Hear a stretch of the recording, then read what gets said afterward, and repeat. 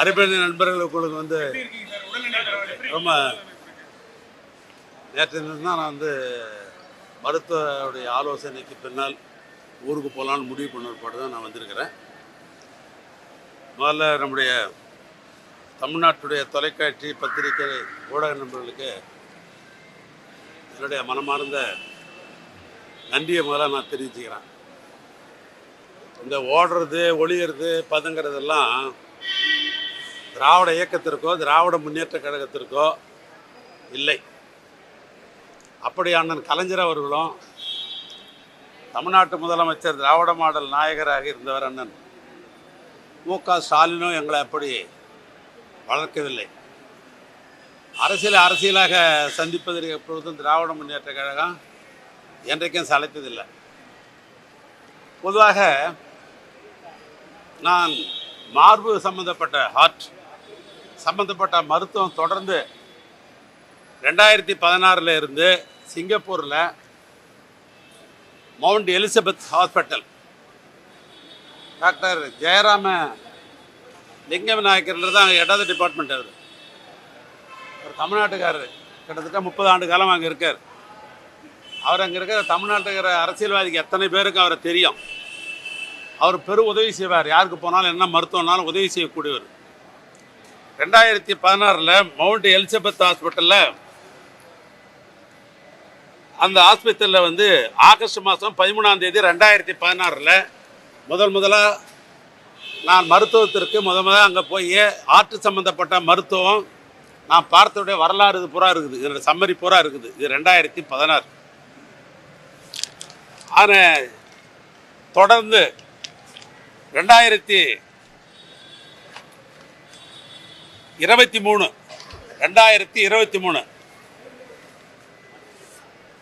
Mount Elizabeth hospital life health centre தேதி 2023 29/9/2023 அதே ஹாஸ்பிட்டலில் 23 போய் அதே மருத்துவமனைக்கு சென்று என்னுடைய உடல் பரிசோதனைலாம் முடித்துக்கொண்டு 2023 வந்திருக்கிறேன். இது 2வது என்னுடைய தொடர்ச்சி. 3வதாக தேர்தலாம் உங்களுக்கு தெரியும். 5 ஆண்டு காலம் இந்த ஆட்சியில் பெரும் பணிகளை இரவென்று பாராமல் பணிகளை நாங்கள்லாம் மேற்கொண்டோம். தேர்தல் வந்தது. தேர்தலுக்கு பின்னால் மீண்டும் முறையாக மருத்துவம் போய் பார்த்து கொள்ள வேண்டும், மருத்துவ பரிசோதனை செய்து கொள்ள வேண்டும் என்ற அடிப்படையில் நான் 15ஆம் தேதி சென்ற மாதம் 15ஆம் தேதி சிங்கப்பூருக்காக போக வேண்டும் என்று நான் அப்ளை பண்ணேன். விசாவுக்கு அப்ளை பண்ணேன். இது விசாவுக்கு அப்ளை பண்ணி போன மாதம் 17ஆம் தேதி எனக்கு விசா கொடுத்துருக்குறாங்க. 15ஆம் தேதி சிங்கப்பூருக்கு போகிறதுக்கு மருத்துவத்துக்கு போகிறதுக்கு நான் அப்ளை பண்ணேன். 17ஆம் தேதி எனக்கு விசா கொடுக்கப்பட்டிருக்கிறது. அந்த விசா கொடுத்த அன்னைக்கு அடுத்தது இண்டிகோவில் அன்னைக்கு 17ஆம் தேதியை 25ஆம் தேதி போகிறதுக்கு டிக்கெட் போட்டிருக்கிறேன். 17ஆம் தேதி விசா கிடைச்ச உடனே அன்றைய தினமே இண்டிகோவில் 25ஆம் தேதி மதியம் 2:20 ஃப்ளைட்டு போகிறதுக்காக டிக்கெட் போட்டுக்கிறேன். அதனுடைய டிக்கெட் தான் இது. ஆனால் அன்றைக்கு 25ஆம் தேதி நான் மாலையில் புறப்படுறதுன்னு முடிவு பண்ண போது காலையில் 7 மணிக்கு என் வீட்டுக்கு காவல்துறை நண்பர்கள் சோதனை என்ற பேரில் என்னிடத்தில் வாரண்ட்டு காட்டினாங்க. என்ன வாரண்ட்டுன்னு கேட்டேன். சார் உங்கள் வீடு நாங்கள் சோதனை பண்ணணும் சார், ஒத்துழைங்கன்னு சொன்னாங்க. தாராளமாக ஒத்துழைக்கிறேன். இந்த காவல்துறை ஏற்கனவே சென்ற மாதத்துக்கு முன்னால் இதே தமிழ்நாடு அரசு எங்களுடைய நிர்வாகத்தில் பணியாற்றிய காவல்துறை தானே. அந்த காவல்துறை என்பது அவங்க பொதுவானவர்கள் தானே, நான் முழு ஒத்துழைப்பு தரேன் அப்படின்னு சொன்னேன். அன்றைக்கி ஒத்துழைப்புக்கு வந்த அடிஷ்னல் சூப்பரண்ட் புகழ்வேந்தன் பேர், நான் அவர்கிட்டயே சொல்லி காட்டினேன். இதே மாதிரி நான் இன்றைக்கு 2:20க்கு நான் விமானத்தில் சிங்கப்பூருக்கு மருத்துவத்துக்கு போகிறதாக நான் டிக்கெட் எடுத்திருக்கிறேன். இப்போ இன்றைக்கி சோதனைக்கு வந்திருக்கிறீங்க. இன்றைக்கி சோதனை முடித்த உடனே நான் நாளைக்காவது நான் டிக்கெட் மாற்றணும் அப்படின்னு சொல்லி முடித்த உடனே அன்றைக்கு இரவு அவங்க முடிச்சுட்டு போனோடனே இதே பத்திரிக்கை நண்பர்களை பார்த்து இந்த சோதனை சம்மந்தப்பட்டது நான் பேசினேன். மாலையில் 25ஆம் தேதி போட டிக்கெட்டை மறுபடியும் மாற்றி 26ஆம் தேதி அதே இண்டிகோவில் மறுநாள் காலையில் நான் டிக்கெட் போட்டிருக்கிறேன். அதுக்கு பின்னால் இதே விமான நிலையத்தில் தான் நான் 26ஆம் தேதி நான் இங்கிருந்து சிங்கப்பூர் மருத்துவத்திற்கு போனேன். மருத்துவத்துக்கு போன பொழுது அங்கே என்னுடைய மருத்துவ பரிசோதனை எல்லாம் ஆரம்பிக்கப்பட்டது. இல்லை, எனக்கு பல ப்ராப்ளங்கள் இருக்குது. Allergy problem, neuro problem, heart problem. இந்த 3 ப்ராப்ளத்துக்கு தான் அங்கே போகணும்னு முடிவெடுத்து நான் போனேன். நான் இங்கேருந்து அலர்ஜி ப்ராப்ளம்னா நாம் உண்ணுகிற உணவுப் பொருள்கள்லாம் எதெல்லாம் உடம்புல சேரும், ஏன் அதனால் அலர்ஜி ஆகுது அப்படின்னு ஒரு முறை ஊசி போட்டால் 3 நாள் அப்சர்வ் பண்ணணுன்றாங்க. நான் அதை மாதிரி 3 முறை நான் ஊசி போட்டிருக்கிறேன். அதே 9 நாள் எடுத்துக்கிச்சு. ரெண்டாவது, அதே ஹார்ட் டாக்டர் நம்முடைய மருத்துவத்தை பொறுத்தளவுக்கு 29/6 அன்றைய தினம் இந்த நியூரோ ப்ராப்ளம் இருக்குது, நரம்பு. அந்த நியூரோ ப்ராப்ளத்திற்காக நரம்பியல் டாக்டர் லீ கிம் பென் அப்படின்ற மருத்துவர் அன்னைக்கு ஆலோசனை பண்ணி அன்றைய தினம் டெஸ்ட்லாம் எடுத்து அவருடைய மருத்துவ ஆலோசனையை நான் பெற்றிருக்கிறேன். அடுத்து 30/6/26 வயிறு சம்பந்தப்பட்ட பிரச்சனை எனக்கு, அதை பற்றி பார்க்கணும் அப்படின்னு முடிவு பண்ணி பீட்டர் யங் கெங் அப்படின்றவர் 30ஆம் தேதி அவரை நான் பார்த்துருக்கிறேன். அன்றைய தினமே இந்த அலர்ஜி டாக்டர் ஒவ்வாமை செங் எங் குவாங் அந்த டாக்டரை அவரை பார்த்துருக்கிறேன். அவர் தான் தொடர்ந்து 9ஆம் தேதி வரைக்கும் அவருடைய மருத்துவம் தொடர்ந்து இருந்தது. இந்த அலர்ஜி டாக்டரை மாத்திரம் அப்சர்வ்.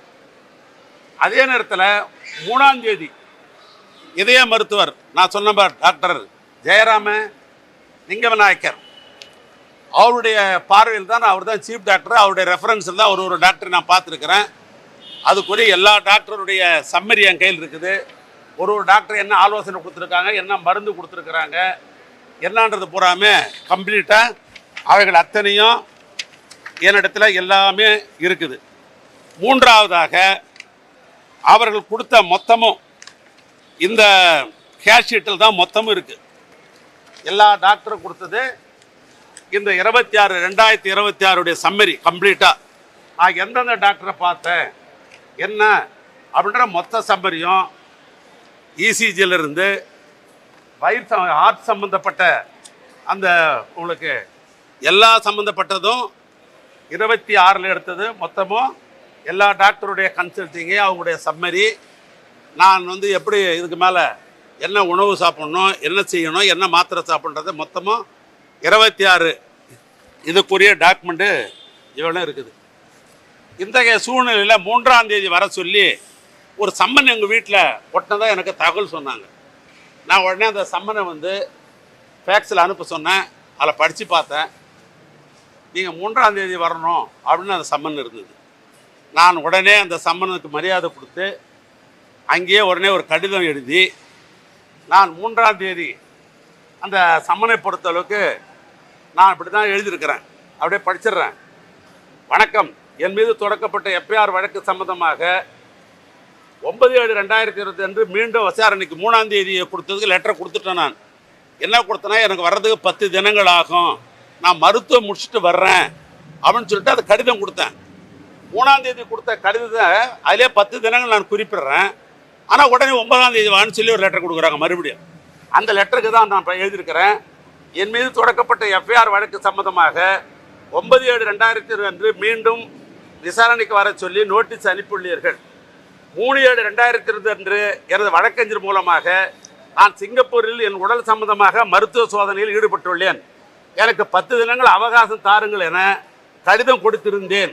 தாங்கள் வழக்கறிஞரிடம் வாய்மொழியாக 5ஆம் தேதிக்கு மேலும் நோட்டீஸ் அனுப்புகிறேன் என்று கூறிவிட்டு 5 தினங்களிலே வர சொல்லுகிறீர்கள். 9/7/2002 மீண்டும் என் இல்லத்தில் நோட்டீஸ் அனுப்பப்பட்டிருக்கிறது.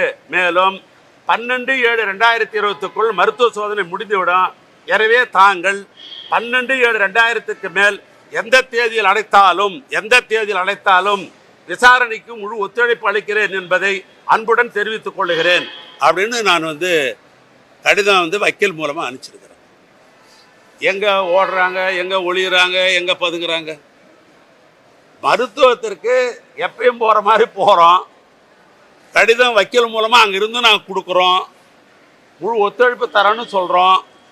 இவ்வளவுக்கு பின்னாலும் ஓடுறாங்க, ஒளிகிறாங்க, பதுங்குறாங்கன்றது இது அர்த்தமில்லாத கருத்துடைய வார்த்தைகள் தான். அதனால் வந்து என்னை பொறுத்தளவுக்கு நான் 2014 மருத்துவம், அந்த தொடர் மருத்துவமாக 2023, அவனோட தொடர் மருத்துவமாக 2024 நான் மருத்துவத்திற்காக போயிருக்கிறேன் ஒழிய வேறு எதுவும் நான் சுற்றுலா பயணியாகவோ வேறு எதற்காகவும் அங்கேயோ நான் போகவில்லை. இவ்வளோ தான் இன்றைக்கி நாட்டுக்கு சொல்ல வேண்டிய விஷயம். ஏன்னா ஒரு வார காலம் அவர்களுக்கு என்னென்ன கற்பனை தோன்றுமோ அப்படி கற்பனையில் பல்வேறு வகையில் பல மிக மிக நமக்கு பிடித்த நண்பர்கள்லாம் சமூக வலைத்தளத்தின்ற பேரில் அவங்களுடைய கற்பனையெல்லாம் அவுத்து விட்டுருக்கிறாங்க. அத்தனை நண்பர்களுக்கும் நான் இந்த உங்களையெல்லாம் சந்திப்பதன் மூலமாக ஒரு முழுமையான விளக்கத்தை தந்திருக்கிறேன். இது போதுமான என்று நான் கருதுகின்றேன்.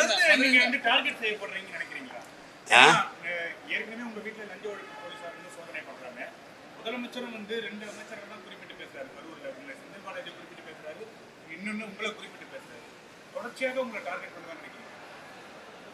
பொதுவாக வந்து என்னை பொறுத்தளவுக்கு டார்ச்சர் பண்ண வேண்டிய அவசியம் இல்லை. நான் திராவிட முன்னேற்ற கழகத்தினுடைய கொறடாவாக திராவிட முன்னேற்ற கழகத்துடைய தலைவர் அவர்கள் என்னை நியமித்திருக்கிறார்கள். அதை இந்த அரசாங்கம் குறிப்பாக பேரவையுடைய தலைவர் அவர்கள் அதை அங்கீகரித்திருக்கிறார்கள். சட்டமன்ற உறுப்பினர்கள் சம்பந்தப்பட்ட எதுவாக இருந்தாலும் பேரவைத் தலைவரிடத்தில் பார்ப்பதோ அல்லது அரசு சம்பந்தப்பட்ட எதையாவது கேள்வி கேட்க வேண்டும் என்று சொன்னால் அந்த கொறடாவுக்கு முழு சுதந்திரம் உண்டு. எனவே அந்த 3 நாள் நடைபெற்ற சட்டமன்ற கூட்டத்தொடரில் கூட அதிகமானவைகள் நான் கேட்டிருப்பேன். அதனால் அது என்னுடைய கடமையை நான் சட்டமன்றத்தில் செய்து தானே ஆக வேண்டும். அதில் நான் ஒரு மூத்த உறுப்பினர். அதனால் நான் கேட்க வேண்டிய கேள்வி தான் கேட்கணும். அது பிடிக்குதா பிடிக்கலையா, நான் சொல்கிற விளக்கம் போருமா போராதா, இல்லை நான் பேசவே கூடாது என்று அவர்கள் நினைக்கிறார்களா என்பது போக போகத்தான் தெரியும். கட்டாயம் ஆஜராகுவேன். நானே சொல்லியிருக்கிறேன்னே, நான் வந்து 12ஆம் தேதிக்கு மேலே எந்த தேதி கொடுத்தாலும் நான் ஒத்துழைப்பு தரேன்னு நான் சொன்னேன். ஆனால் நான் முழு ஒத்துழைப்பு தருவேன். அதில் ஒன்றும் மாற்றம் இல்லை. 2வது, நீதிமன்றத்தில் வழக்கு தொடுக்கிற காரணத்தினால் அது சம்மந்தமாக நான் பேச முடியாது. அது வழக்கை வந்து நான் தொடுத்தோட நோக்கமே நீதி என் பக்கத்தில் இருக்குது. நான் கட்டாயம் நீதிக்கு தலை வணங்குவேன். நீதிமன்றம் எனக்கு நல்ல தீர்ப்பு வழங்குகின்ற நம்பிக்கை எனக்கு இருக்கிறது. எனவே அந்த அடிப்படையில் நான் எந்தவித குற்றமும் நான் புரிஞ்சதில்லை. குற்றம் செய்ய வேண்டிய அவசியம் எனக்கு கிடையாது. அதனால் நீதிமன்றத்தில் வழக்கு தொடுத்திருக்கிறேன். நீதி மீது எனக்கு நம்பிக்கை உண்டு.